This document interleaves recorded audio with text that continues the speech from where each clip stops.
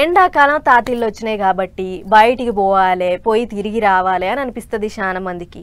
అట్లా ఎండలకు చల్లబడాలంటే టక్కున యాదికొచ్చేది బీచే. ఎందుకంటే నీళ్ళల్లో ఆడొచ్చు, ఎగిరి దుంకొచ్చు. అసొంటోళ్ళ కోసం శ్రీకాకుళం జిల్లాల ఏకంగా బీచ్ పండుగనే చేస్తుర్రు అక్కడి అధికారులు. మరి బీచ్ పండుగ ఎట్లెట్లయితుంది, పండుగలో ఏమేం చేస్తుర్రో ఒకసారి పురాగా అరుసుకొని వద్దాం పార్రి.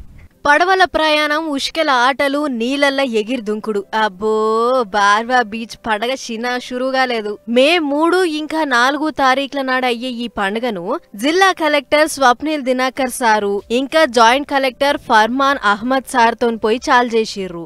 అయితే శ్రీకాకుళం జిల్లాలో ఈ బార్వా బీచ్ మస్తు శుభ్రంగా ఉంటదట. అంతేకాదు జిల్లాలనే ఇది పెద్దదట. అందుకే ఈ శనారం సంధి చాలైన ఈ బీచ్ పండుగను అవ్వల్దార్ చేస్తుర్రు అధికారులు. ఇక పొద్దుగాల వచ్చిన జిల్లా పెద్ద సార్లు 5:30కు తాబేలు పిల్లలను సముద్రంలకు ఈడ్చిర్రు. ఆ టెంక బీచ్లనే యోగా చేసి అదైనంగా state sea kayaking, stand up paddling championship రౌండ్లు నడిచినాయి. ఇక 11కెంచి 3 గంటల దాకా ఫుడ్ స్టాల్స్ ప్రదర్శనలు నడిచినాయి. మాపజ్జ 3 గంటలకు పెద్ద పెద్దోళ్ళు వచ్చి బీచ్ పండుగ ఎట్లెట్లయితుందో చూసిపోయిర్రు. పొద్దుక ప్రైజులు ఇచ్చే కార్యం నడిచింది. పండుగ మా రంజుగా అవుతుందని సుట్టుపట్టుకెంచి జనం కూడా మస్తు మంది వచ్చిర్రు.